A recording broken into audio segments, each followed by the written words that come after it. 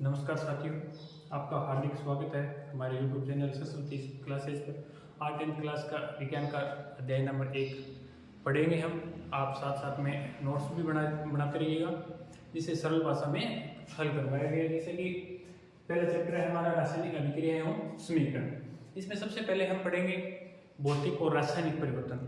भौतिक परिवर्तन क्या होते हैं और रासायनिक परिवर्तन क्या होते हैं।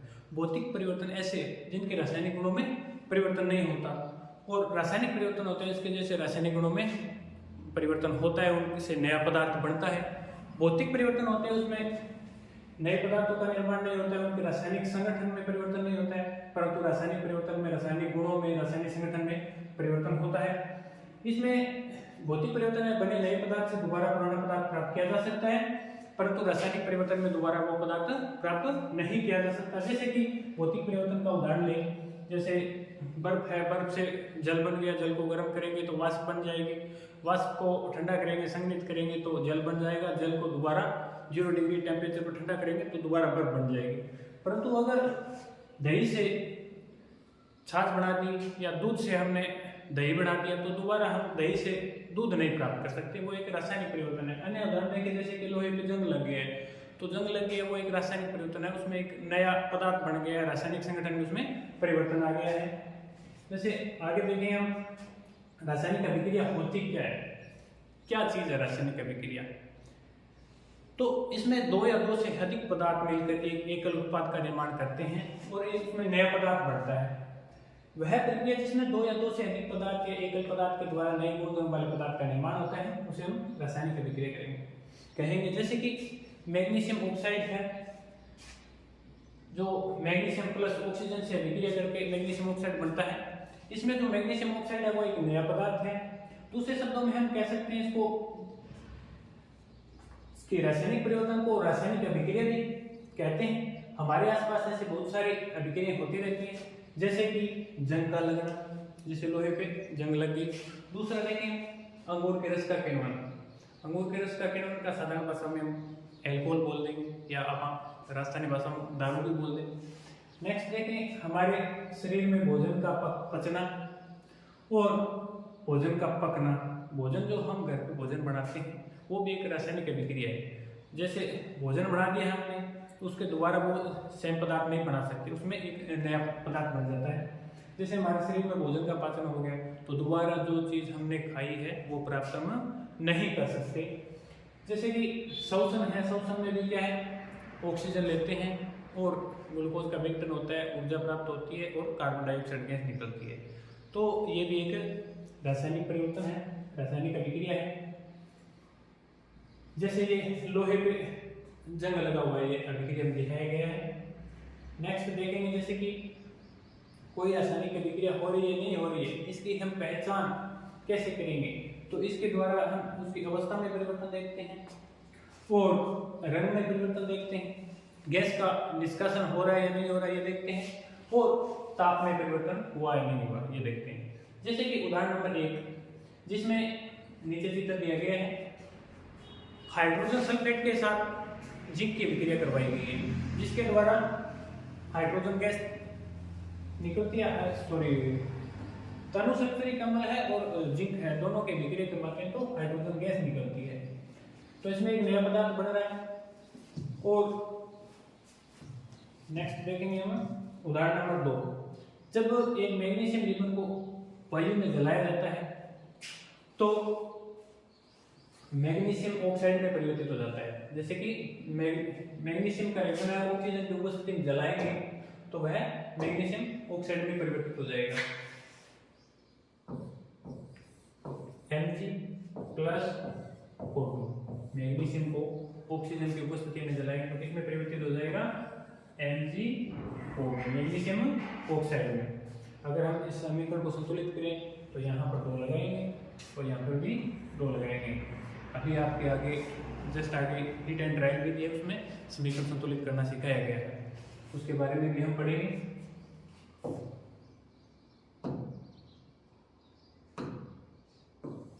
जैसे कि ये चिमटे से पकड़ रखा है मैग्नीशियम रिबन को और बर्नर से ये ज्वाला से जला रहे हैं, तो ये जो नीचे वॉच ग्लास में मैग्नीशियम ऑक्साइड इकट्ठा हो रहा है। किसी रासायनिक अभिक्रिया होती है उसके दो भाग होते हैं, एक तो होता है अभिकारक, एक होता है उत्पाद। जो रासायनिक अभिक्रिया में तीर का निशान होता है उसके बाईं ओर होता है वो तो होता है अभिकारक, और जो दाईं ओर होता है वो उत्पाद। तो अभिकारक पढ़ेंगे वे पदार्थ जो किसी अभिक्रिया में भाग लेते हैं अभिकारक कहलाते हैं। ऊपर दिए गए उदाहरण में मैग्नीशियम ऑक्सीजन क्या थे, अभिकारक थे, और जो मैग्नीशियम ऑक्साइड प्राप्त हो रहा था वो क्या था, उत्पाद था। उत्पाद किसी अभिक्रिया के दौरान नए बनने वाले पदार्थों को उत्पाद कहते हैं। ऊपर दिए गए जो अभिक्रिया थी उसमें जो मैग्नीशियम ऑक्साइड प्राप्त हुआ था वो क्या था, उत्पाद था। जैसे कि ये मैग्नीशियम प्लस ऑक्सीजन है, इसे हम क्या बोलेंगे, विकारक, और मैग्नीशियम ऑक्साइड क्या है, उत्पाद है। रासायनिक अभिक्रिया को प्रदर्शित करना सीखेंगे। अब हमें यहाँ सीखना है कि रासायनिक अभिक्रिया को किस प्रकार प्रदर्शित करते हैं। तो रासायनिक अभिक्रिया को रासायनिक समीकरण के द्वारा प्रदर्शित किया जाता है, जिसमें अभिकारकों को तीर के निशान के बाईं ओर और उत्पादों को दाईं ओर लिखा जाता है। और जिसे शब्दों में लिखते हैं उसे समीकरण को शब्द समीकरण कहते हैं। जैसे कि ये मैग्नीशियम है, ऑक्सीजन है, तो ये क्या हो गया, मैग्नीशियम ऑक्साइड। ये शब्दों में लिखा है तो इसे शब्द समीकरण बोल देंगे। और जब एक रासायनिक अभिक्रिया का प्रतीकात्मक निरूपण करते हैं, प्रतीकात्मक का मतलब है जैसे कि लोहा है, लोहे का प्रतीक क्या होता है, Fe। जैसे कि कॉपर है, कॉपर का क्या होता है, Cu। जिंक है, जिंक का क्या होता है, Zn। तो इसे जो प्रतीकों के रूप में लिखते हैं इसे प्रतीकात्मक निरूपण कहते हैं। जैसे कि ये समीकरण है, FeH2O के साथ अभिक्रिया करता है, फेरिक ऑक्साइड बनाता है और हाइड्रोजन गैस निकलती है इससे। तो ये इसका एक समीकरण क्या, प्रतीकात्मक निरूपण है। जैसे शब्दों में लिखें इसे तो आयरन प्लस जल, तो आयरन ऑक्साइड बन गया और ये हाइड्रोजन गैस निकल गई। इसमें तत्व या यौगिक के प्रतीक या सूत्रों का प्रयोग किया जाता है। अभिकारक और उत्पादों के रासायनिक सूत्र को उनकी भौतिक अवस्था के साथ लिखते हैं। भौतिक अवस्था का मतलब जो ये लिख रखा है ना, एस का मतलब ये इसकी अवस्थाएं हैं। एस का मतलब हो गया सॉलिड, ठोस, और जी का मतलब गैस, गैसीय अवस्था है। और ये यहाँ पर सॉलिड और ये फिर गैस। इसकी अवस्था दर्शाते हैं कि किस प्रकार से ये कौन सी अवस्था में अभिक्रिया कर रहा है। और इसमें आवश्यक परिस्थितियां जैसे कि ताप हो गया, कितने ताप पर यह अभिक्रिया हो रही है, कितना दाब हो गया, कौन सा उत्प्रेरक है इसमें, ये हम तीर के निशान के ऊपर या नीचे लिखते हैं। इसमें दिए गए, इसमें नहीं दिए गया, आगे दिए गए वो दिखा देंगे आपको। अब रासायनिक समीकरणों को लिखना सीखेंगे, किस प्रकार लिखते हैं, किस टाइप से लिखेंगे। जैसे यहाँ पर रासायनिक समीकरण को कैसे लिखा गया ये बताया गया। रासायनिक समीकरण को लिखने के लिए समीकरण में सबसे पहले अभिकारक को लिखा जाता है। अभिकारक कौन से, इसमें ये दो दिखाई दे रहे हैं, ये आपके अभिकारक हैं। और ये जो CO2 दिखाई दे रही है ये उत्पाद। जैसे पहले अभिकारक को लिखा जाता है, फिर तीर का निशान लगाया जाता है और फिर बाद में उत्पाद लिखा जाता है। अभिकारक और उत्पाद संख्या में एक से अधिक होने पर उनके बीच में धन का चिन्ह लगाया जाता है। मतलब ये कार्बन है प्लस और ऑक्सीजन है, तो कार्बन और ऑक्सीजन दो अभिकारक हो गए। दो अभिकारक हो गए तो उनके बीच में क्या, कौन सा निशान लगाएंगे, प्लस का निशान। प्लस का मतलब ये अभिकारक दो से, एक से ज्यादा है, दो है, दो से ज्यादा है तो प्लस का दो निशान लग जाएंगे। जैसे जितने जितने अभिकारक होंगे उनके बीच में प्लस का निशान लगता जाएगा। जैसे कि फिर समीकरणों को संतुलित किया जाता है। संतुलित का मतलब ये द्रव्यमान संरक्षण का नियम लगता है। आगे हम वीडियो बताएंगे आपको। समीकरण को संतुलित करने के बाद अभिकारक व उत्पादों की भौतिक अवस्था को बताने हेतु उनके साथ कोष्टक में S, ठोस के लिए S लिखेंगे, द्रव्य के लिए N लिखेंगे और गैस के लिए G लिखते हैं। जैसे कि ये समीकरण ऊपर दी गई थी वो दोबारा दी गई है, इसमें SG दिया गया है, ये इसकी भौतिक अवस्था दर्शाई गई है। और ये जो लगा रखे हैं चार, ये तीन, ये इसको संतुलित करने के लिए लगाई गई। पांचवा पॉइंट है जैसे अभिकारक व उत्पाद जलीय विलीन के रूप में होते हैं। अगर जलीय विलीन मतलब जल में घुले हुए हैं तो उसको एक के रूप में लिखेंगे। जैसे कि ये कैल्शियम ऑक्साइड है जिसे हम बिना बुझा चूना भी बोल सकते हैं। जब बिना बुझा चूना में जल मिलाया जाता है तो कैल्शियम हाइड्रोक्साइड प्राप्त होता है। कैल्शियम हाइड्रोक्साइड का मतलब बुझा हुआ चूना प्राप्त होता है। तो ये सॉलिड अवस्था में था कैल्शियम ऑक्साइड, और जल होता है लिक्विड अवस्था में। जब सॉलिड और लिक्विड का अभिक्रिया होती है साथ में तो ये एक के रूप में प्राप्त होंगे, मतलब जलीय विलीन के प्राप्त। जैसे हम साधारण भाषा में बात करें, हमारे जैसे राजस्थान में जो पुराने दुकान होते थे उस पर कड़ी की जाती है, कड़ी बोलते हैं उसको। तो दुकान से लेकर आते हैं वो जो जो कड़ी बोलते हैं वो क्या होता है, कैल्शियम ऑक्साइड, और उसे जैसे घड़े के अंदर मिक्स करते हैं तो ये उसमें छिपी भी क्रिया भी है, तो उससे वो उबलने लगता है तो उसके साथ वो जल के साथ मिश्रित हो जाता है, तो वो हो गया कैल्शियम हाइड्रोक्साइड। और फिर इसको दीवारों पे लिपापोती करते हैं, जो फिर कार्बन डाइऑक्साइड के साथ अभिक्रिया करके कैल्शियम कार्बोनेट बना लेता है। और कैल्शियम कार्बोनेट क्या होता है, चिकना होता है, जिससे जो दीवार है उस पर भी करते हैं उस पर चिकनाई आ जाती है। तो ये विकारक और उत्पादों का एक रूप हो गया। एक रूप का मतलब जलीय विलयन। अभिक्रिया संपन्न होने के बाद आवश्यक ताप और दाब को निशान के ऊपर लिखते हैं, मतलब जो अभिक्रिया हमने कंप्लीट करवा दी, अब ये कितने ताप पर कंप्लीट हुई, इसको उसमें देनी पड़ी या लेनी पड़ी या कितना दाब लगा, वो स्थिति के निशान के ऊपर लिखेंगे। जैसे कि ये 340 एटमॉस्फेयर पर अभिक्रिया पूर्ण हुई है, कौन सी है, कार्बन मोनोऑक्साइड है और हाइड्रोजन है। हाइड्रोजन भी गैसीय अवस्था में है और कार्बन मोनोऑक्साइड भी गैसीय अवस्था में। ये बनाते हैं मेथिल एल्कोहल, जो क्या होता है, लिक्विड अवस्था में प्राप्त होता है। तो ये 340 एटमॉस्फेयर दाब पे पूर्ण होती है, इसलिए इसी तीर के निशान पे क्या लिखेंगे, ऊपर लिखेंगे।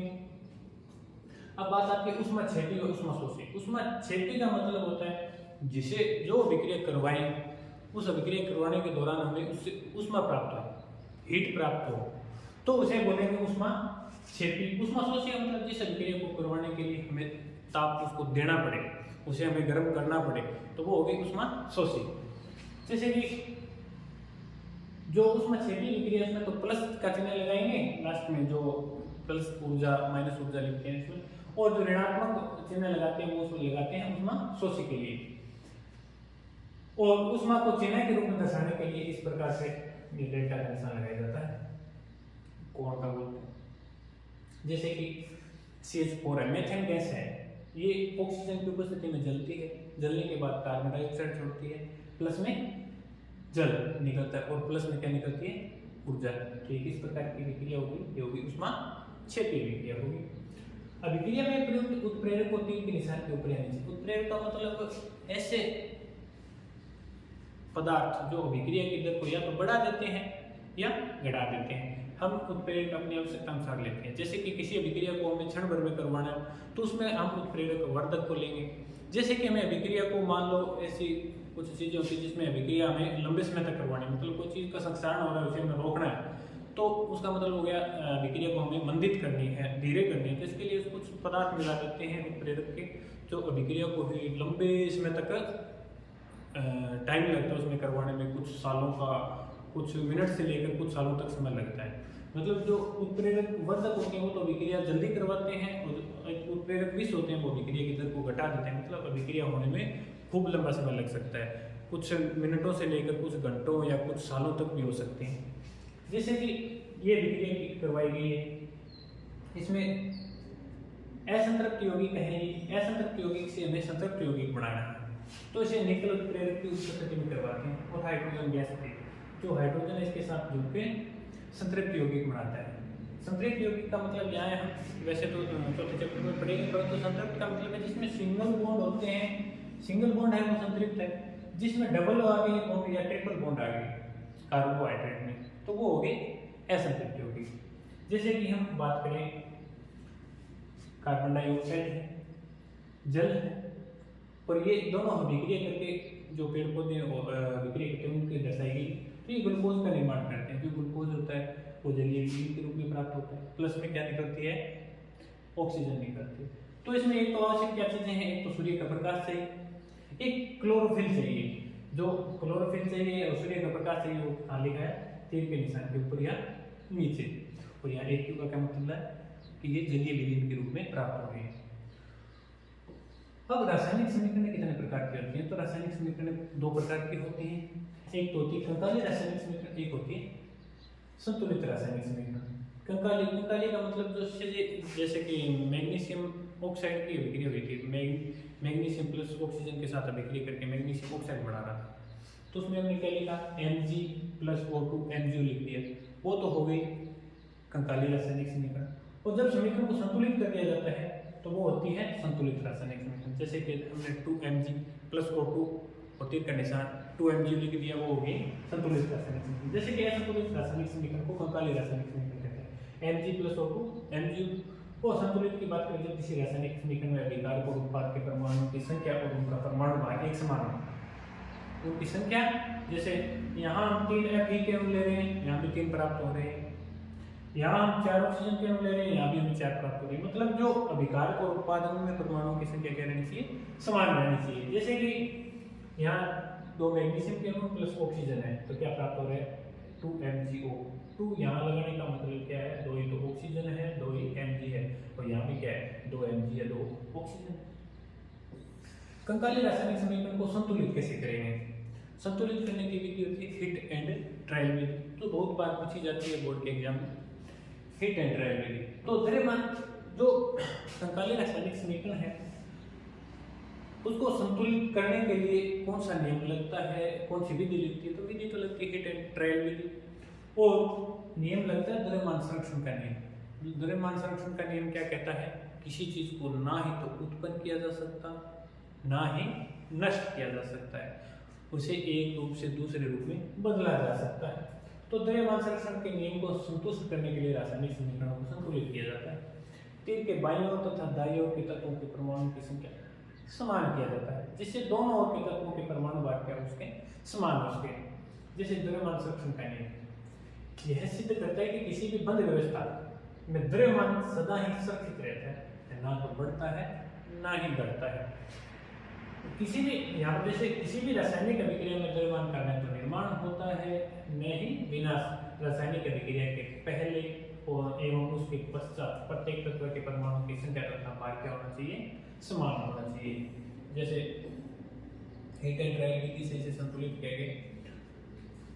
हिट एंड ट्रायल विधि में ये आयरन दिया गया है, आयरन जल के साथ अभिक्रिया दिया है, और इससे क्या प्राप्त हो रहा है, Fe3O4 आयरन ऑक्साइड प्राप्त हो रहा है और एक हाइड्रोजन गैस निकल रही है। तो सबसे पहले तो हमारा काम क्या होगा कि हम इसमें एक बॉक्स बना लेंगे यहाँ से, जैसे कि ये दिए गए इस प्रकार के बॉक्स बना लें।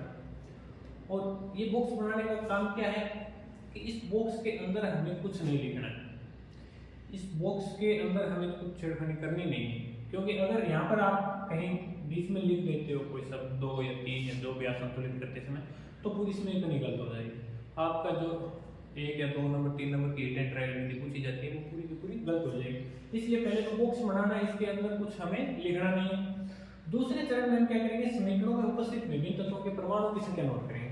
देखेंगे यहाँ कितने अणु हैं Fe के, जैसे कि ये तत्व के नाम लिख दिए हमने, तत्व Fe हाइड्रोजन ऑक्सीजन, ठीक है। फिर हम देखेंगे कि जो अभिकारक है उनमें कितनी कितनी संख्या है, उत्पाद है उनमें कितनी कितनी संख्या है।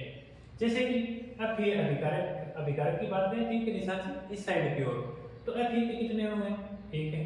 हाइड्रोजन के में कितने दिखाई दे रहे हैं आपको, 2, और ऑक्सीजन के 1। यहाँ पर देखेंगे Fe आयरन के कितने दिखाई दे रहे हैं, 3, और यहाँ ऑक्सीजन के कितने दिखाई दे रहे हैं, ये सॉरी हाइड्रोजन के कितने दिखाई दे रहे हैं, 2, और ऑक्सीजन के कितने दिखाई दे रहे हैं, 4। ये ऐसे नोट करना है। मतलब एक चरण तो हो गया बॉक्स बनाना, 2 नंबर चरण हो गया इनके तत्वों की संख्या लिखनी अभिकारक और उत्पाद में। चरण नंबर तीसरा है, तीसरे में वह यौगिक लिखना है जिसमें सबसे ज्यादा संख्या दी गई है। जैसे कि अब ही है, ऑक्सीजन है, हाइड्रोजन, इसमें जो सबसे ज्यादा दिए गए हैं वो लिखने हैं। जैसे कि उपस्थित समीकरण में हम Fe3O4 को चुनते हैं क्योंकि सबसे ज्यादा तत्व किसमें दिखाई दे रहे हैं, इसी में दिखाई दे रहे हैं। और Fe ऑक्सीजन में देखते हैं तो सबसे ज्यादा किसमें है, ऑक्सीजन में। तो पहले हम कौन सा तत्व ले लेंगे, ऑक्सीजन ले लेंगे। ऑक्सीजन इस साइड देखते हैं कितने तत्व हैं, Fe3O4 जो उत्पाद के रूप में दिखाई दे रहा है, जैसे कि उत्पाद में दिखाई दे रहा है Fe3O4, और यहाँ कितने, सिर्फ 1 है। तो यहाँ आपको ऑक्सीजन के 4 अणु दिखाई दे रहे हैं, तो ये हमने 4 लगाया, देखिए 4 लगाए। और यहाँ पर कितने हैं, 1, तो इस साइड में Fe के अणु कितने हैं, 1 है। तो इसको संतुलित करने के लिए यहाँ भी 4 करेंगे, यहाँ तो 4 है ऑलरेडी, और यहाँ भी 4 करने के लिए क्या करेंगे, 4 से इंटू कर देंगे, गुणा कर देंगे, तो Fe के अणु पूरे हो जाएंगे। फिर 2 नंबर देखते हैं, सॉरी Fe के नहीं, ऑक्सीजन के कर रहे हैं हम। अब 2 नंबर देखते हैं आयरन के, Fe के अणु, क्यों सबसे ज्यादा ऑक्सीजन के थे। सबसे पहले ये ध्यान रखना है हमें कि सबसे ज्यादा तत्व किसके दिखाई दे रहे हैं, अणु किसके दिखाई दे रहे हैं, ऑक्सीजन के हैं तो पहले ऑक्सीजन लेंगे, आयरन के तो आयरन लेंगे, हाइड्रोजन के तो हाइड्रोजन लेंगे। तो यहाँ हमारे ऑक्सीजन के लिए तो हमने ऑक्सीजन लिया, 10 के बीच में आयरन बोल दिया था। अब 2 नंबर हम आयरन लेंगे, Fe को लेंगे। तो अब एक के अणु इस साइड में देखते हैं उत्पाद के रूप में, तो कितने हैं, 3 दिखाई दे रहे हैं, और इस साइड में कितने दिखाई दे रहे हैं, 1 दिखाई दे रहा है। तो उसी प्रकार से वो अभिक्रिया करेंगे। आपको यह बात ध्यान रखनी होगी कि हम सूत्र में पदार्थ को परिवर्तित नहीं कर सकते। बीच में एक बात और आ गई है आपको अभी से पहले, अर्थात ऑक्सीजन परमाणु को संतुलित करने के लिए हम 4H2O के रूप में गुणांक लगाते हैं।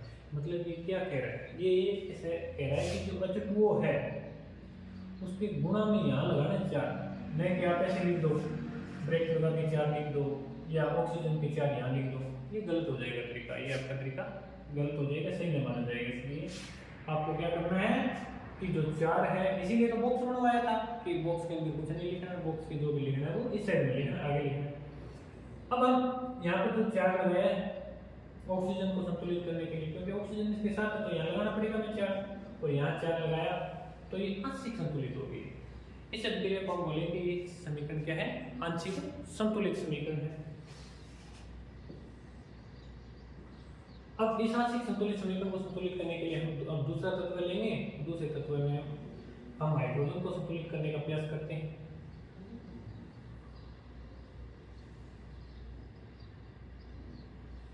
अभी को बाद में लिए इसमें साथ में पहले अभी भी ले सकते हैं। अभी यहाँ पर क्या करेंगे, यहाँ 3 यहाँ 3 लगा देंगे, बस संतुलित हो गई। हाइड्रोजन का लेते हैं, तो हाइड्रोजन को लेते हैं, हाइड्रोजन के अणु यहाँ कितने बन रहे हैं, 4H2 का मतलब 4 में कितने हो गए, 8 हो गए, यहाँ 8 आ रहे हैं। और इस साइड में देखते हैं, इस साइड में कितने हाइड्रोजन के, सिर्फ 2 है। तो इसको संतुलित करने के लिए क्या करेंगे, यहाँ गुणा के रूप में 4 लगा देंगे। जैसे कि यहाँ दिया गया 2 × 4, तो यहाँ 8 × 1, मतलब दोनों साइड में कितने हो गए, 8 हो गए। जैसे 4 हुए 8 और 4 हुए 8, मतलब यहाँ भी हाइड्रोजन संतुलित, ऑक्सीजन संतुलित, यहाँ भी ऑक्सीजन संतुलित और हाइड्रोजन संतुलित हो गई। अब देखते हैं चरण अगले चरण में हमने तो अभी पहले कर लिया था, और इसमें अभी करवाया कि यहाँ पर 3 अणु है, तो यहाँ पर भी हम क्या कर लेंगे, यहाँ 3 लगा लेंगे, गुणा के रूप में इसमें संतुलित कर लेंगे। अब ये संतुलित समीकरण है 3Fe + 4H2O का 3O4 + H2। अब हमें कैसे पता चलेगी ये संतुलित है, इसे देखने के लिए देखिए यहाँ Fe के कितने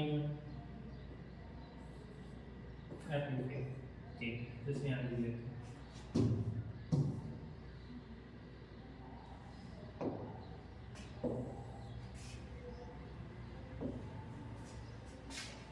यहाँ लिख लिया, हाइड्रोजन लिख लिया, ऑक्सीजन लिख लिया। अब फिर यहाँ कितने हैं, अभिकारक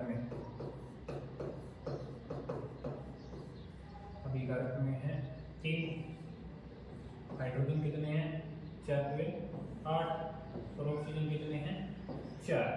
अब उत्पाद की बात करें, उत्पाद में कितने हैं, Fe के 3, हाइड्रोजन के 4 हुए 8, हाइड्रोजन के कितने हो गए 8, और ऑक्सीजन यहाँ भी 4 है, यहाँ भी कितने हैं 4 है, मतलब 1 से 1 की संख्या आ रही, ये देखिए 1 से 1 की आ रही, मतलब क्या होगी, ये समीकरण संतुलित होगी। कौन सी विधि के द्वारा, हिट एंड ट्रायल विधि।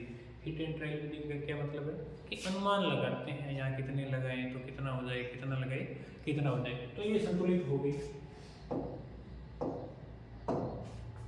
अब अभिक्रिया संतुलित है क्योंकि दोनों तरफ तत्वों में परमाणु की संख्या क्या होगी, समान होगी। अब आगे चलते हैं, रासायनिक अभिक्रिया के प्रकार। कितने प्रकार की रासायनिक अभिक्रियाएं होती हैं, तो रासायनिक अभिक्रियाओं में अणुओं के बीच बंध के टूटने और बनने से नए पदार्थ का निर्माण होता है। जैसे जल के अणुओं के बीच बंध के टूटने से ऑक्सीजन तथा हाइड्रोजन का निर्माण होता है, जबकि कार्बन और ऑक्सीजन के बीच बंध बनने से कार्बन डाइऑक्साइड प्राप्त होता है। मतलब कोई चीज दो का संयोग हो रहा है तो नया पदार्थ बन रहा है, कोई एक उत्पाद पदार्थ है उसे जो टूट रहा है उससे 2 उत्पादों का निर्माण हो रहा है। जैसे कि रासायनिक अभिक्रिया टोटल 5 प्रकार की दी गई है। एक तो संयोजन अभिक्रिया, एक दी गई है वियोजन अभिक्रिया, एक दी गई है विस्थापन अभिक्रिया, एक ध्रुव विस्थापन, एक उपचयन एवं उपचयन। संयोजन का मतलब कोई दो अभिकारक जुड़ के एक नया पदार्थ बनाते हैं तो वो होगी संयोजन। वियोजन का मतलब तो टूट रही है। और विस्थापन का मतलब एक के साथ से विक्रिया के जो तत्व है दूसरे के साथ संयोजित हो रहे हैं, विस्थापन। जो विस्थापन है मतलब आयनों का, दो आयनों का विस्थापन हो रहा है एक से दूसरे के साथ। और अपचयन और उपचयन ये हाइड्रोजन और ऑक्सीजन के संयोग और वियोग के आधार पर निर्धारित होता है। जैसे कि पहले पढ़ेंगे संयोजन अभिक्रिया।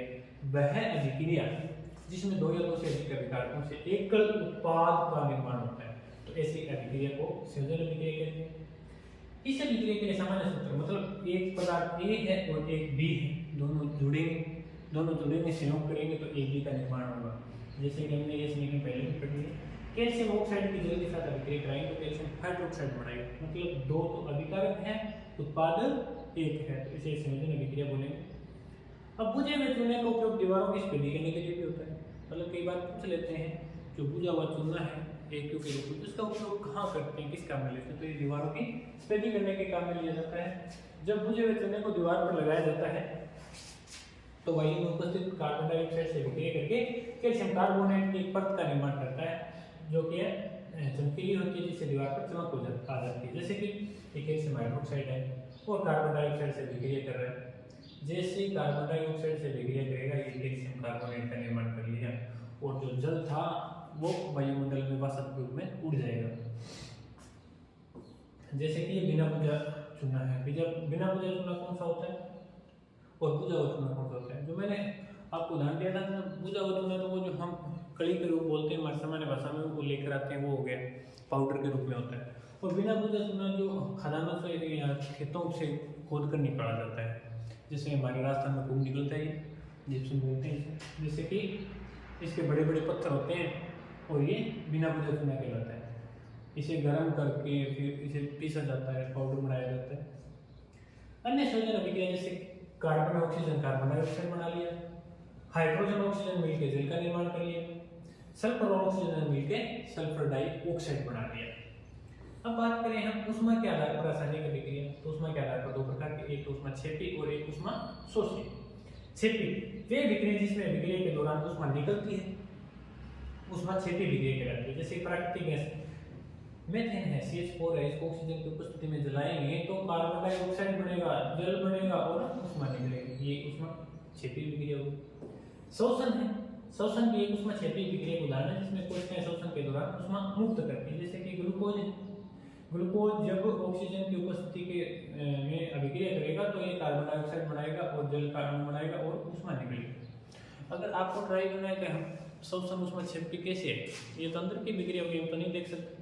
सामान्य भाषा में हम देख सकते हैं ऐसे कि आप हाथ लगाएं मुंह के आगे और ऐसे हवा छोड़ें और देखें कि जो हवा आ रही है वो गर्म आ रही है या ठंडी आ रही है। अगर गर्म आ रही है तो उसमें क्षेपी है शोषण अभिक्रिया, अगर ठंडी आ रही है तो उसमें शोषी होगी। पर तो आप देखेंगे तो कौन सी हवा क्या होगी, हवा की उपस्थिति होगी गर्म,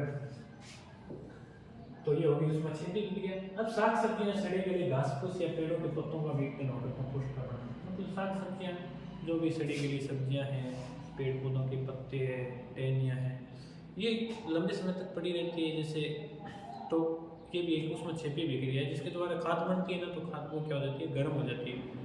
मतलब जैसे उनका विघटन होता है तो वो गर्म हो जाती है, मतलब ये कौन सी अभिक्रिया होगी, उसमें क्षेपी अभिक्रिया होगी। जैसे कि हम समाज भाषा में घरों में कूड़ा करकट डालते हैं, पहले एक जगह डालते हैं और वो कई बार तो 5-6 महीने तक या 12 महीने तक पड़ा रहता है, बाद में उसे खेत में डालते हैं, तब वो देखते हैं हम उसको ट्रॉली में भरते हैं तो उसका टेम्परेचर देखते हैं कितना हाई हो जाता है, मतलब 50, 55 या 60 डिग्री तक टेम्परेचर पहुंच जाता है। मतलब जैसे उसमें हम भरते हैं पैर के लगता है वो, तो उसे खूब गर्म लगता है, तो वो सामान्य भाषा में समझ सकते हैं कि वो गर्म है, तो मतलब कौन सी अभिक्रिया हो रही है, उसमें क्षेपी अभिक्रिया हो रही है। अब उसमें शोषी अभिक्रिया की बात करें, ये अभिक्रिया जिसको पूर्ण कराने के लिए उसमें की आवश्यकता होती है। जैसे कि कैल्शियम कार्बोनेट है, तो कैल्शियम कार्बोनेट को जब गर्म किया जाता है तो कैल्शियम ऑक्साइड बनता है और कार्बन डाइऑक्साइड गैस निकलती है, कैल्शियम ऑक्साइड को बोलेंगे बिना बुझा चूना। जैसे कि अन्य उदाहरण हम दे सकते हैं, जैसे यूरिया होती है, यूरिया को जल में घोला जाता है, जैसे जल में घोलेंगे तो जल का टेम्परेचर एकदम निम्न आ जाएगा, एकदम जल ठंडा हो जाएगा। मतलब कौन सी विक्रिया हो रही है, वो ऊष्मा शोषी विक्रिया हो रही है। वियोजन या अपघटन अभिक्रिया वे अभिकारक जिनमें एकल अभिकारक टूटकर दो या दो से अधिक उत्पादों में टूटता है या उत्पादों का निर्माण करता है, तो वो अभिक्रिया होगी वियोजन अभिक्रिया। अब विघटन अभिक्रिया में कितने प्रकार की होती है? 3 प्रकार की होती हैं। एक तो होगी ऊष्मीय वियोजन, विद्युत वियोजन और प्रकाशीय वियोजन। ऊष्मीय का मतलब हो गया जो ऊष्मा के द्वारा होती है, विद्युत का जो विद्युत के द्वारा वियोजन होता है, और प्रकाश जो प्रकाश की उपस्थिति में कोई विक्रिया होकर दो या दो से अधिक उत्पाद बना देती है। तो उसमें वियोजन पढ़ते हैं। सबसे पहले इसमें वियोजन की क्रिया ऊष्मा के द्वारा होती है। उसमें वियोजन को समझने के लिए जो उदाहरण दिए गए वो देख सकते हैं। जैसे फेरस सल्फेट है, फेरस सल्फेट में ये भी क्वेश्चन पूछा जाता है कई बार कि जो फेरस सल्फेट का क्रिस्टल है उसमें जल किरण कितने होते हैं, तो ये ध्यान रखिएगा आप कितने होते हैं, 7, और इसका रंग होता है हल्का हरा। ये भी पूछ लेते हैं कई बार।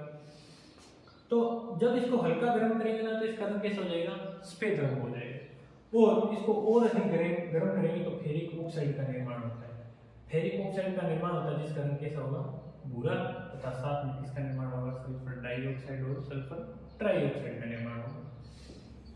इस प्रकार से यहाँ वियोजन अभिक्रिया होती है जिसमें ऊष्मा की आवश्यकता होती है। जैसे कि जो फेरस सल्फेट है, फेरस सल्फेट को लिया गया, ऊष्मा दी गई, तो ऊष्मा देने के बाद क्या बना, इसमें Fe2O3 फेरिक ऑक्साइड बन गई, जो S रखा है, मतलब सॉलिड अवस्था में प्राप्त होता है। और SO2 और SO3 गैसें, दो गैसें प्राप्त होती है जो गैसीय अवस्था में होती है। और यहाँ दो अणु लिए गए हैं फेरस सल्फेट के, क्योंकि आगे जो विक्रिया हो रही है यहाँ पर 2 अणु प्राप्त हो रहे हैं, इसमें 3 प्राप्त हो रहे हैं, इसको संतुलित करने के लिए। और आप देखेंगे ये संतुलित है कि नहीं, यहाँ देखें 2 अभिकर्ण है, 2 अभिकर्ण। यहाँ टोटल ऑक्सीजन के कितने हैं, ये 4 है तो 4 का इससे गुणा होगा, 4 में 8 ऑक्सीजन के अणु है। तो यहाँ पर देखेंगे 2 इसमें हो गए, 3 इसमें हो गए, 5 5 और 3 8। और यहाँ पर सल्फर के कितने हैं, 2, तो यहाँ पर 1 और 2, तो ये अभिक्रिया है, संतुलित है। देखिए कैल्शियम कार्बोनेट को गर्म करने पर कैल्शियम ऑक्साइड और कार्बन डाइऑक्साइड में टूटता है। ये भी एक क्या है, उसमें वियोजन है। कैल्शियम ऑक्साइड को चूना अथवा बिना बुझा हुआ चूना भी कहते हैं। तो ये कई बार क्वेश्चन पूछा गया है और कुछ भी लेते हैं, कई बार सूत्र पूछ लेते हैं कि बिना बुझा चूने का सूत्र लिखिए, या बोल देंगे कैल्शियम ऑक्साइड को क्या कहते हैं। ऐसे खूब सारे क्वेश्चन बनते हैं। अब कैल्शियम ऑक्साइड का उपयोग भी आ जाता है कई बार, तो किसमें करते हैं, जो बिना बुझा चूना है इसका उपयोग किसमें होता है, सीमेंट के निर्माण में होता है। सीमेंट में इसकी मात्रा पाई जाती है। यह भी वियोजन अभिक्रिया का एक उदाहरण है। जैसे कि कैल्शियम कार्बोनेट को गर्म किया गया, कैल्शियम ऑक्साइड प्राप्त हुआ, प्लस में क्या प्राप्त हो गया, कार्बन डाइऑक्साइड प्राप्त हुआ।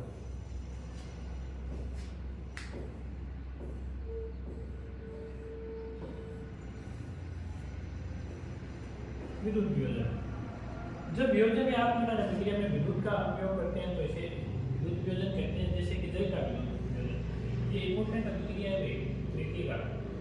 जल को विद्युत के द्वारा अपघटित किया जाता है।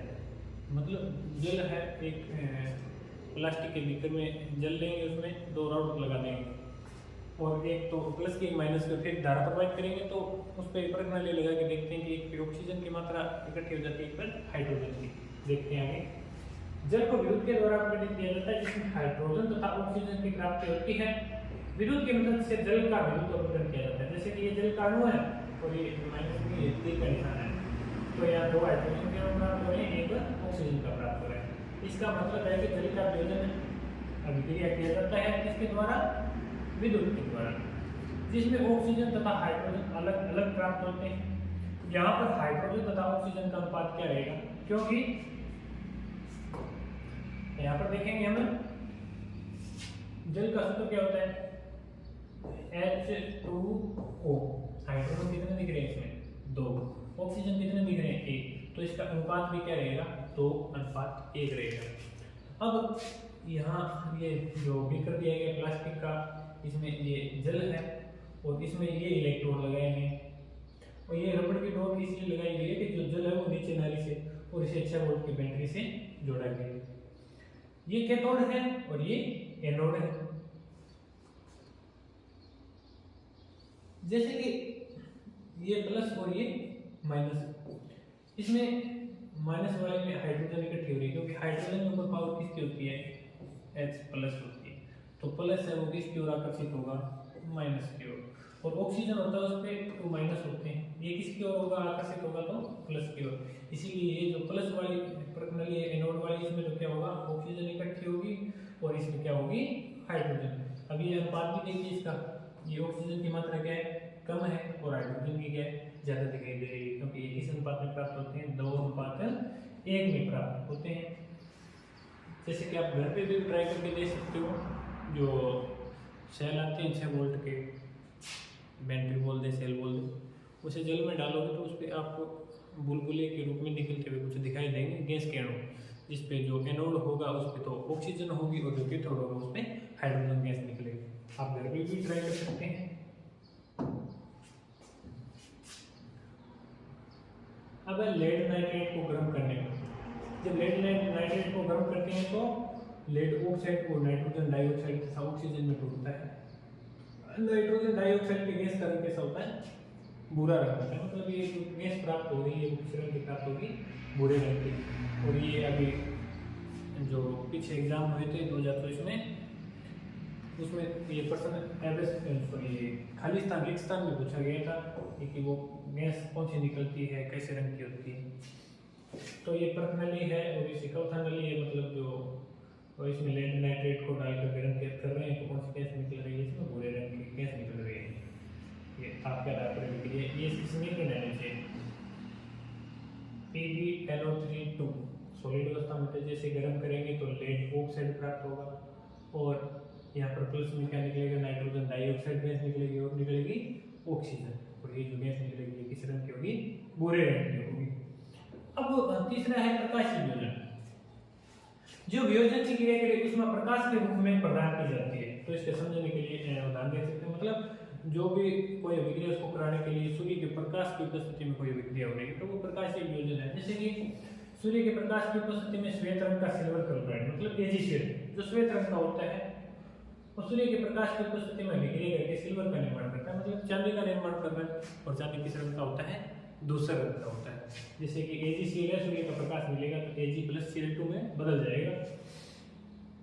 जैसे ये डायग्राम दिखाएंगे, ये डायग्राम देख लीजिए लगाम से, क्योंकि कई बार ये डायग्राम पूछ लेते हैं।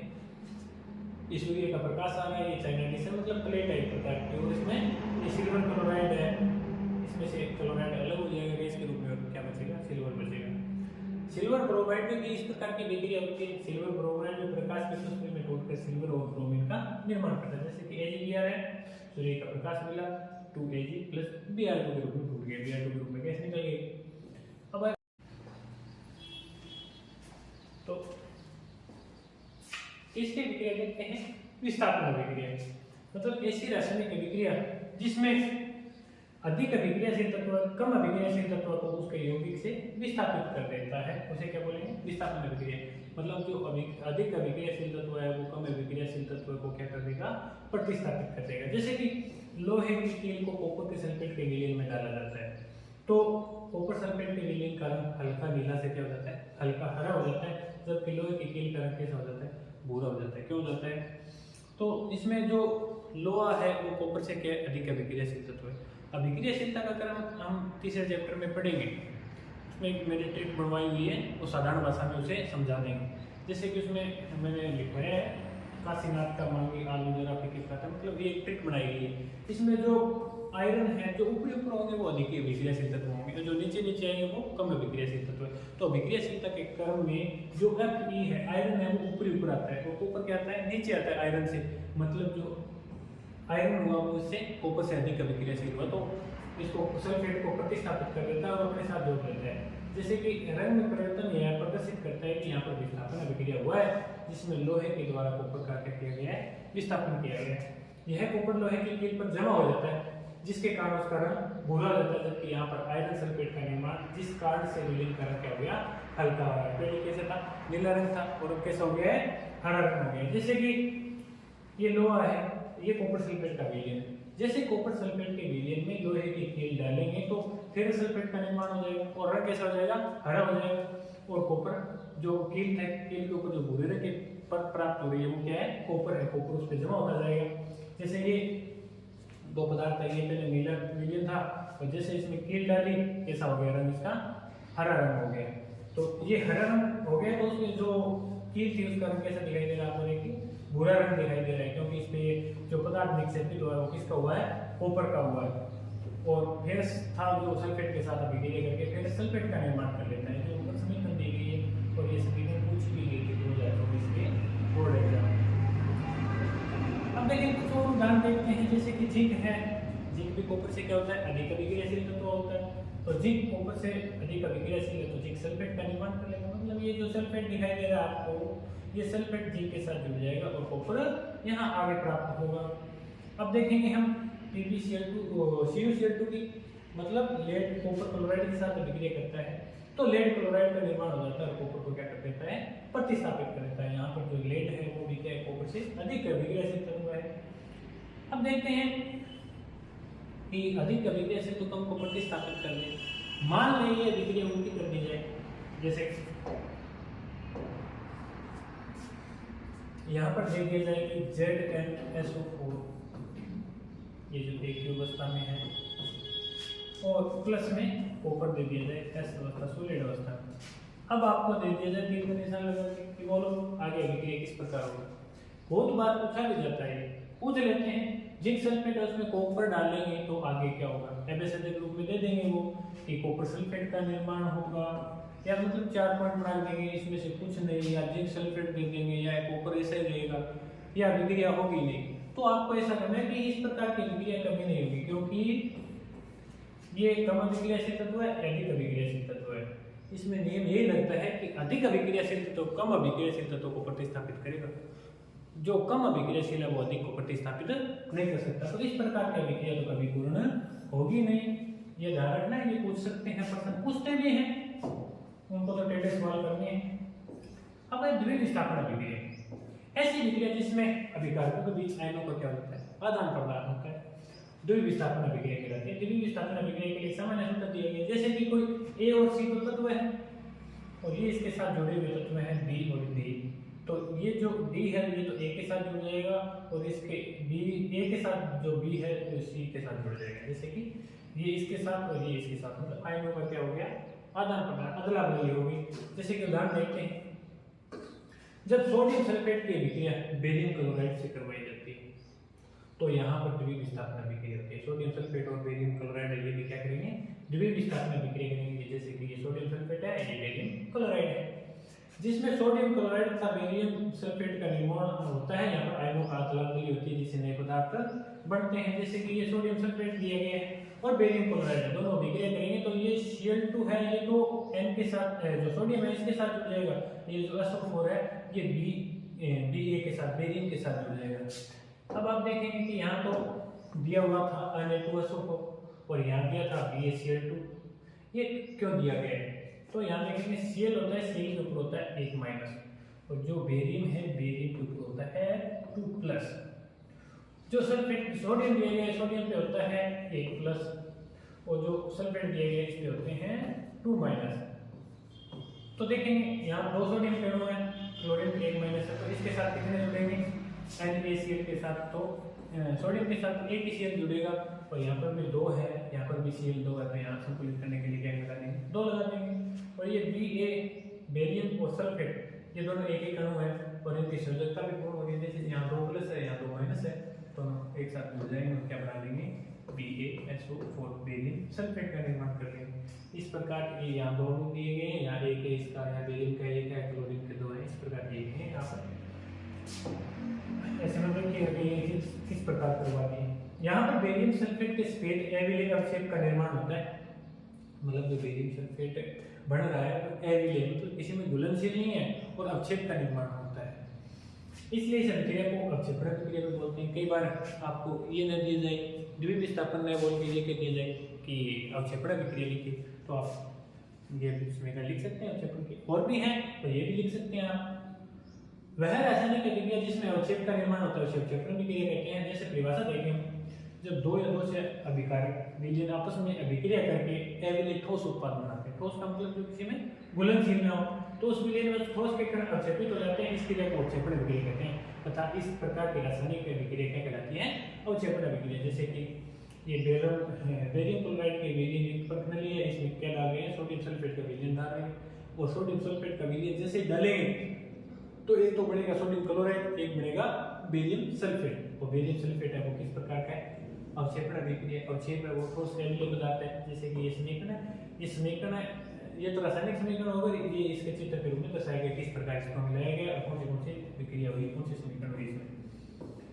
अब द्वितीय विस्थापन अभिक्रिया की और भी उदाहरण है। मान लो कौन है दे के आपको अलग से दे दिया जाए कि ये विक्रिया पूर्ण कीजिए, और ये पूछते हैं कई बार संतुलित करना, ये 2-3 नंबर के प्रश्न आते हैं, कई बार विधि पूछ लेते हैं कि कौन सी विधि है, या इसमें समीकरण आप समीकरण दे देंगे इस प्रकार के लिखना, तीर का निशान लगा के आगे दूरी छोड़ देंगे कि समीकरण को पूर्ण कीजिए, या समीकरण लिख देंगे फिर लिख देंगे आपको कि आप समीकरण को संतुलित कीजिए। तो आप जैसे कि नमक है NaCl और AgNO3 इसके साथ अभिक्रिया करते हैं, Ag किसके साथ जुड़ जाएगा, Cl के साथ, और सोडियम किसके साथ जुड़ जाएगा, NO3 के सोडियम नाइट्रेट के साथ जुड़ जाएगा। जैसे कि BaCl2 बेरियम क्लोराइड है, ये किसके साथ जुड़ जाएगा, सल्फेट के साथ जुड़ जाएगा बेरियम, और बेरियम सल्फेट का निर्माण करेगा और ये क्लोरीन हाइड्रोजन के साथ जुड़ के हाइड्रोक्लोरिक अम्ल का निर्माण कर लेगा। फिर बेरियम क्लोराइड है कि के साथ अभिक्रिया कर रहा है, तो पोटेशियम सल्फेट से सल्फेट का बेरियम के साथ जुड़ जाएगा, बेरियम सल्फेट बनाएगा, और ये जो पोटेशियम है और क्लोरीन है दोनों मिलकर पोटेशियम क्लोराइड का निर्माण कर लेंगे। ये दो अणु हैं तो इनको संतुलित करने के लिए दो लगाते हैं। अब आप आगे उपचयन एवं उपचयन अभिक्रिया सबसे इंपॉर्टेंट अभिक्रिया, और ये इसके नाम भी 3-4 हैं, पूरे चुनाते हैं। जैसे कि उपचयन की बात करें, उपचयन को दूसरी बात इसका दूसरा नाम देखें तो इसको क्या बोलते हैं, ऑक्सीकरण। परंतु वो ऑक्सीकरण तो स्पष्ट हो रहा है कि ऑक्सीजन का संयोग हो रहा है, हाइड्रोजन हट रही है, मतलब ऑक्सीकरण हो रहा है उसका, या ऑक्सीकरण अभिक्रिया बोलते हैं। परंतु वो ऐसे नहीं पूछेंगे, वो पूछेंगे अपचयन या उपचयन, वो पूछेंगे अवकारक या अवकरण अभिक्रिया, इस प्रकार से पूछते हैं। तो हम देखते हैं कि जो उपचयन है, उपचयन में क्या होता है, किसी पदार्थ में अगर ऑक्सीजन जुड़ रही तो वो भी क्या है, उपचयन है। अगर हाइड्रोजन हट रही है तो वो भी क्या है, उपचयन है। या दोनों साथ हो रही है, ऑक्सीजन तो जुड़ रही है, हाइड्रोजन हट रही है, तो उसे उपचयन अभिक्रिया बोलेंगे। उपचयन एक ऑक्सीकरण का उदाहरण है, जैसे कि कॉपर है, कॉपर का चूर्ण है और इसे गर्म कर रहे हैं, गर्म करेंगे तो क्या बना लेगा, ये कॉपर ऑक्साइड बनाएगा। मतलब सीधी सी बात क्या है, कॉपर ऑक्सीजन के साथ जुड़ा और कॉपर ऑक्साइड बना लिया, तो ये हो रही है अभिक्रिया, क्या हो रही है, ऑक्सीकरण अभिक्रिया, या इसको क्या बोल देंगे, उपचयन अभिक्रिया, क्योंकि इसमें किसका संयोग हो रहा है, ऑक्सीजन का हो रहा है। ये डायग्राम भी पूछा गया था 2024 में कि जब कॉपर चूर्ण को लेकर गर्म किया जाता है तो कॉपर में ऑक्सीजन जुड़कर कॉपर सेकंड ऑक्साइड का निर्माण करती है। यह एक उपचयन या ऑक्सीकरण अभिक्रिया है, क्योंकि यहाँ कॉपर के साथ ऑक्सीजन जुड़कर ऑक्सीजन की क्या करता है, वृद्धि करता है। जहाँ ऑक्सीजन की वृद्धि होगी वहाँ ऑक्सीकरण अभिक्रिया होगी। अन्य उदाहरण देखते हैं, जैसे कि कार्बन है ऑक्सीजन के साथ जुड़ रहा है तो क्या बनाएगा, कार्बन डाइऑक्साइड। जैसे कि P4 की 5 ऑक्सीजन के साथ अभिक्रिया करा रहे हैं तो क्या बनाएगा, P2O5। ये तो ज़्यादातर नहीं पूछी जाती पर देख लीजिए। तो ऑक्सीकरण किसका हो रहा है, यहाँ तो कार्बन का ऑक्सीकरण हो रहा है, और यहाँ किसका हो रहा है, E का हो रहा है। अब है उपचयन का उदाहरण, जहाँ पर हाइड्रोजन का क्या हो रहा है, ह्रास, हाइड्रोजन निकल रही है, ह्रास का मतलब हाइड्रोजन की कमी हो रही है, और जहाँ हाइड्रोजन की कमी होती है वहाँ पर भी कौन सी अभिक्रिया होती है, उपचयन अभिक्रिया होती है। और उपचयन का दूसरा नाम ऑक्सीकरण। जैसे कि H2S है, हाइड्रोजन H2S है, उसमें से प्लस Br2 है, तो Br2 है ये इसके साथ अभिक्रिया कर लेगा हाइड्रोजन के साथ, और क्या बन गया, 2H3, हाइड्रोजन प्रोवाइड हो गया, और ये सल्फर अलग निकल गया। तो इसमें हाइड्रोजन का क्या हुआ है, ह्रास हुआ है, किससे, सल्फर से, तो यहाँ क्या हुआ है, ऑक्सीकरण। और अगर इसके साथ जुड़ रहा है तो इसका क्या हुआ, चेन। इसमें थोड़ा निशान बदल रहा है,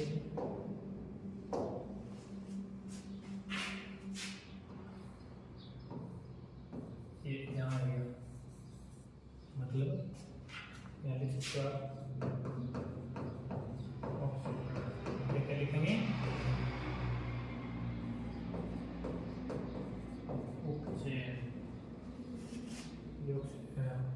ऑक्सीडेशन मतलब ऑक्सीकरण हो रहेगा, उपचयन हो रहा है, तो ये ठीक है, निशान यहाँ से हटा के आते हैं, यहाँ लगा लीजिएगा। और इसमें देखेंगे इसमें भी हाइड्रोजन हट रहा है और क्या हो रहा है, ऑक्सीकरण हो रहा है, अपचयन।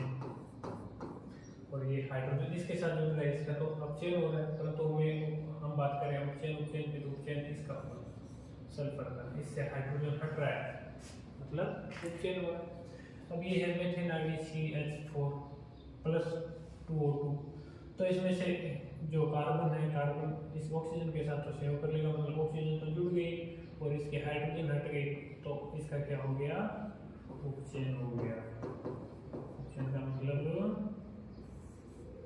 ऑक्सीकरण हो गया। क्या हो गया, ऑक्सीकरण हो जाएगा, निकल जाएगा, जिससे हाइड्रोजन हटे ऑक्सीजन जुड़े। ये दोनों अलग अलग हो सकती है, अगर हाइड्रोजन हट रहा है तो भी वो उपचयन है, अगर ऑक्सीजन जुड़ रहा है तो भी वो उपचयन है, और दोनों साथ में हो रहे, हाइड्रोजन हट रहा है ऑक्सीजन जुड़ रहे हैं एक साथ एक ही विक्रिया, तो भी वो क्या है, उपचयन है। अब देखेंगे अपचयन। अपचयन जस्ट उसकी उपचयन की क्या हो जाती है, अपोजिट होती है, उल्टी होती है। उसमें ऑक्सीजन क्या हो रहा था, जुड़ रहा था, इसमें ऑक्सीजन हटेगा, हाइड्रोजन जुड़ेगा। तो जब किसी रासायनिक विक्रिया में किसी पदार्थ में हाइड्रोजन की वृद्धि होती है, ऑक्सीजन का ह्रास होता है, उसे अपचयन या अवकरण विक्रिया कहते हैं।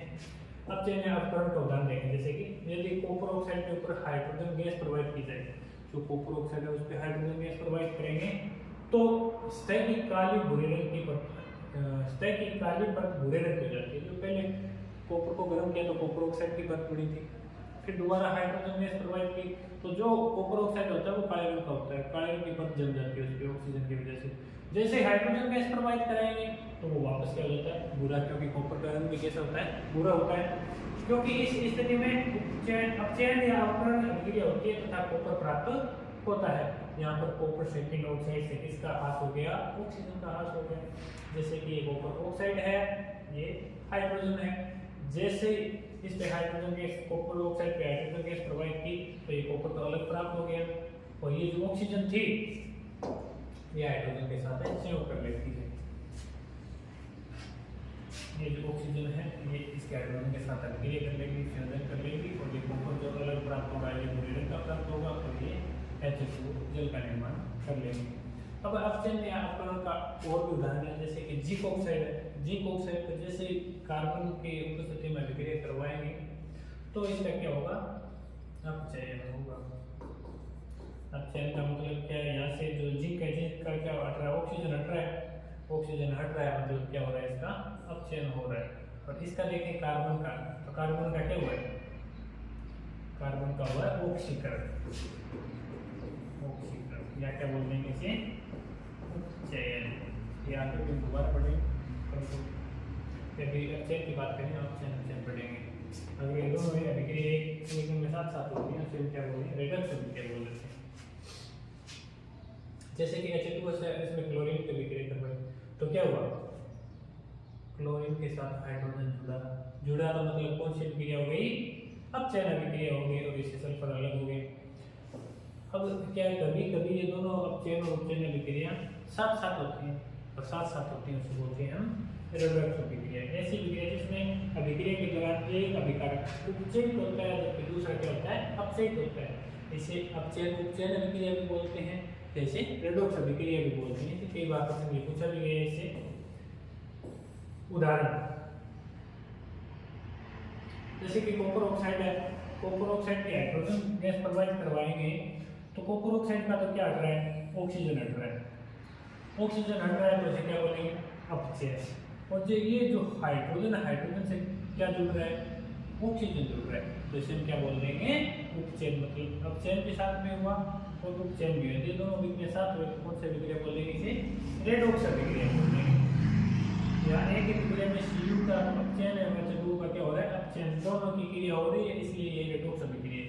अब आपके मन में क्या आ रहा है, सर अभी तो बोल रहे थे हाइड्रोजन जुड़ेगी उसे क्या बोलेंगे, अपचयन बोलेंगे, परंतु यहाँ क्या बोल रहे हैं, उपचयन। तो हाइड्रोजन जुड़ने की बात की, यहाँ तो हाइड्रोजन के साथ क्या जुड़ रही है, ऑक्सीजन जुड़ रही है, तभी इसे क्या बोल रहे हैं, उपचयन बोल रहे हैं। रेडॉक्स अभिक्रिया कुछ अन्य उदाहरण भी, जैसे जिंक ऑक्साइड है तो इसका तो ऑक्सीजन हट रहा है तो क्या हो गया, ऑक्सीजन हट रहा है तो उपचयन हो गया। और इसके साथ कार्बन के साथ ऑक्सीजन जुड़ रहा है तो क्या हो गया इसका उपचयन। जैसे कि अभिक्रिया में अपचयित होकर कार्बन तो अपचयित होकर क्या बना रहे हैं उपचयित होकर क्या बना रहा है कार्बन मोनोऑक्साइड। और जिंक ऑक्साइड है ये अपचयित होकर किसमें परिवर्तित हो रहा है जिंक में परिवर्तित हो रहा है। जैसे कि आप देखें इसको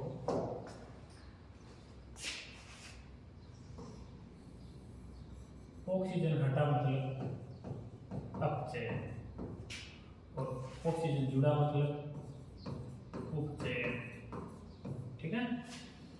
अब MnO2 प्लस 4HCl। अब MnCl2 बनाया इसने, प्लस में जल बनाया, प्लस में क्लोरीन गैस बनाई।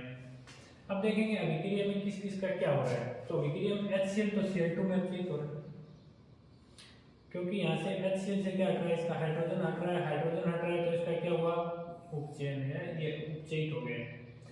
MnO2 है, MnO2 किसमें बदला MnCl2 मतलब इसकी ऑक्सीजन हटी, ऑक्सीजन हटी तो इसे क्या बोलेंगे अपचयित हुआ है। ये दो इसके और क्वेश्चन उदाहरण थे, नोट करना है तो नोट कर लीजिएगा।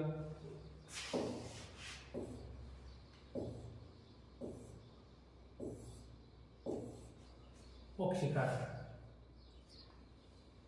वैसे पदार्थ जो ऑक्सीकरण की प्रक्रिया को कराते हैं क्या कहलाते हैं ऑक्सीकारक कहलाते हैं। या वह पदार्थ जो उपचयन के लिए ऑक्सीजन देता है मतलब जो पदार्थ है अभिकारक है जो ऑक्सीजन अपने से दे रहा है उसे बोलेंगे ऑक्सीकारक। जैसे ऑक्सीकारक देखें तो वे पदार्थ जो ऑक्सीकरण की प्रक्रिया को कराते हैं ऑक्सीकारक कहलाते हैं मतलब जो अपने से ऑक्सीजन देंगे या ऑक्सीकरण की विक्रिया करवाते हैं हाइड्रोजन को हटवाते हैं वो क्या कहलाएंगे ऑक्सीकारक कहलाएंगे। जैसे कि विक्रिया दी गई है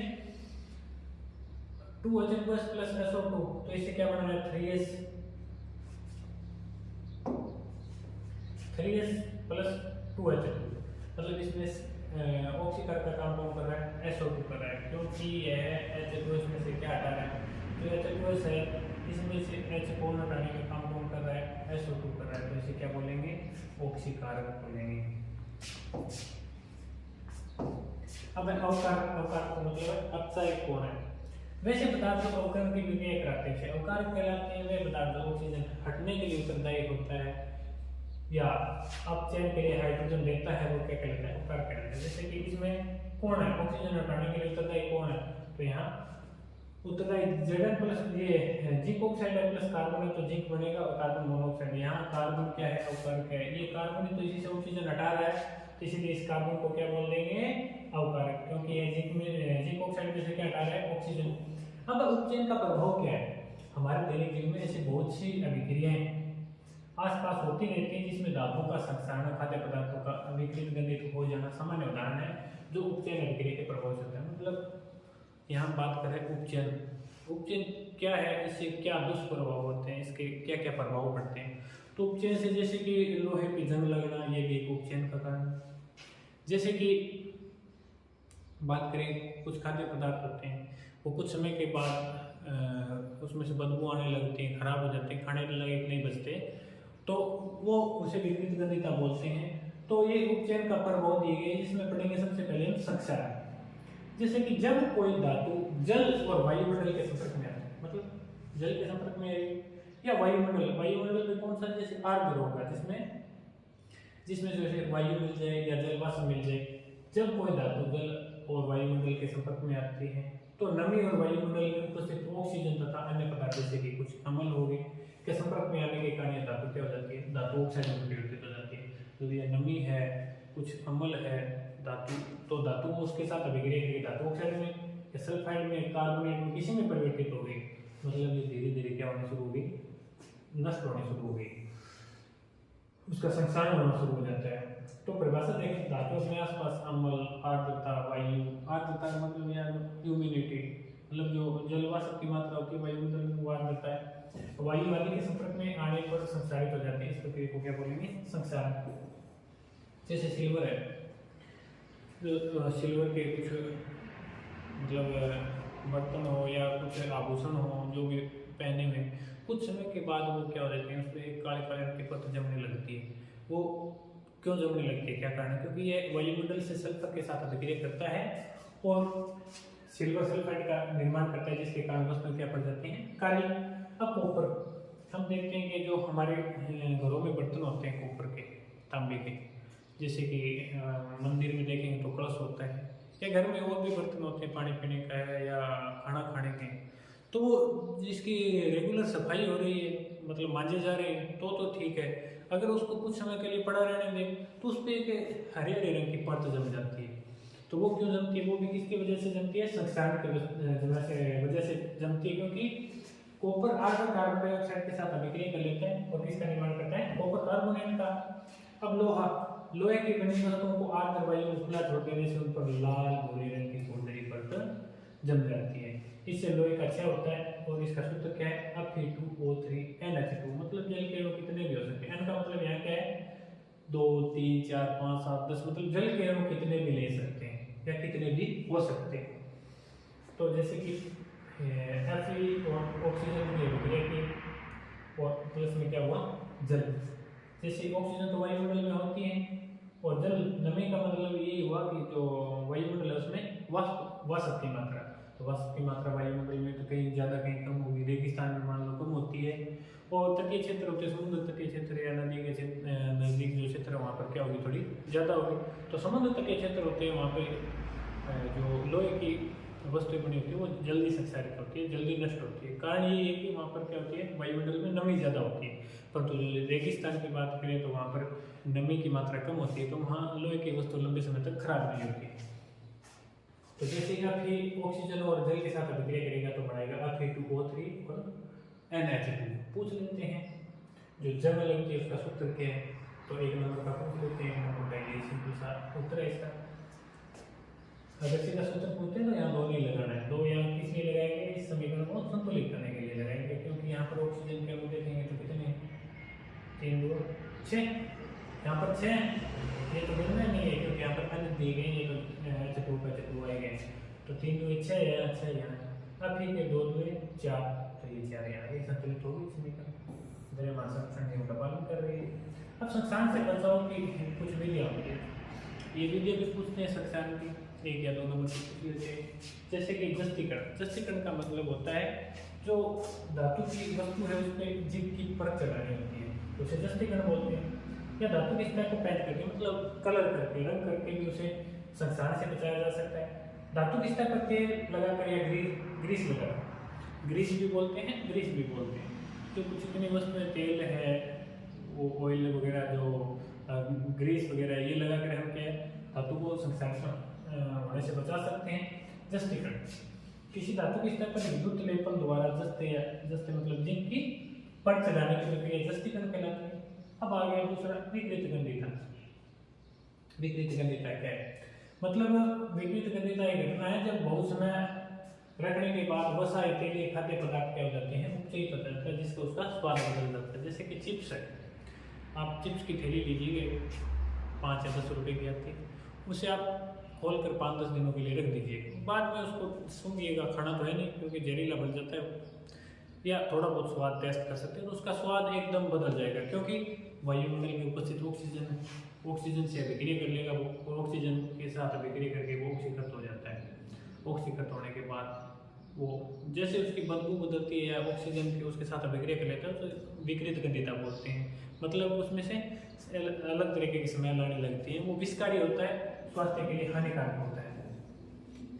परिभाषा देखें, तेल या वसा युक्त खाद्य पदार्थ उपचयित होकर अपना स्वाद एवं गंध को बदल देते हैं, घटना क्या कहलाती है? विकृत गंधिता। वसा अथवा तेल में तैयार किए गए खाद्य पदार्थ जैसे कि सब्जी है, चिप्स है, भुजिया आदि को विकृत गंधिता होने से खराब कर देता है। उपचित खाद्य पदार्थ का स्वाद बदल जाता है और भोजन खाने योग्य नहीं रहता है। इससे विकृत गंधिता से बचाव कैसे करें? जैसे कि अचार भी क्या है? तेलीय पदार्थ है, उसमें तो जैसे अचार डालते हैं तो उसमें हम परिरक्षक के रूप में सिरका डालते हैं, नमक डालते हैं, जिससे क्या है वो जल्दी खराब नहीं होता है। और जो चिप्स की थैलियाँ वगैरह आती है उसमें क्या करते हैं? एक्रिएगेंस डालते हैं, या तो ऑक्सीजन से रहित कर दें उसको, जो पात्र रख रहे हैं हम जिसमें हवा का संपर्क ना हो, या उससे ऑक्सीजन निकाल दें।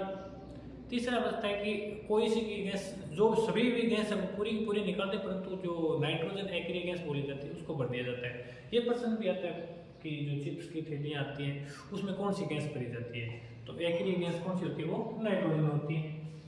जो क्या होता है, वसा के तेलीय खाद्य पदार्थों को संक्षारित होने से बचाते हैं या उसका जो खराब होने का समय वो लंबा करते हैं, जल्दी खराब नहीं होते। वसा तेलीय खाद्य पदार्थों को विघटित होने से बचाया जा सकता है अथवा इसके दर को कम किया जा सकता है। इसको रोकने की निम्न विधियां हैं। वसा तेलीय खाद्य पदार्थों को एंटीऑक्सीडेंट डालने से इसे विघटित होने से बचाया जा सकता है। एंटीऑक्सीडेंट का मतलब ऑक्सीजन रहित कर दें, ऐसे पदार्थ डाल दें जो ऑक्सीजन को अवशोषित कर ले। ऑक्सीजन की मात्रा है थोड़ी तो ऑक्सीजन होगा किसका? खाद्य पदार्थों के पैकिंग के समय बर्तन से ऑक्सीजन गैस को हटाकर नाइट्रोजन गैस से भरा जाता है, इससे विघटित होने से बचाया जा सकता है। उपचयन की दर को कम करने के लिए वायु मुक्त बर्तन में खाद्य पदार्थों को रखने से विघटित होने की दर को कम किया जा सकता है। खाद्य पदार्थों को विघटित से बचाने के लिए एवं उसकी दर को कम करने के लिए रेफ्रिजरेटर में रखा जाता है। रेफ्रिजरेटर मतलब फ्रिज में रखा जाता है, उसका तापमान निम्न होता है और जो सूक्ष्म जीव होते हैं उनके अनुकूल टेम्परेचर मिल नहीं पाता। इसकी वजह से जो ठंडे क्षेत्र है या ठंडक होती है, सर्दियों के समय खाना जल्दी खराब नहीं होता है, परंतु जो गर्मी आती है गर्मियों में जल्दी से खाना खराब हो जाता है। तो गर्मियों में संक्षारण से बचाने के लिए क्या करेंगे? रेफ्रिजरेटर में रख देंगे। अब हमारे चैप्टर होते हैं कंप्लीट। अब जो क्वेश्चन है वो अगले पार्ट में करेंगे, हम आपको सोल्व करवा दिए जाएंगे। जितने भी क्वेश्चन बीच के हैं, बाद के हैं, जो भी सारे क्वेश्चन करवा देंगे। धन्यवाद।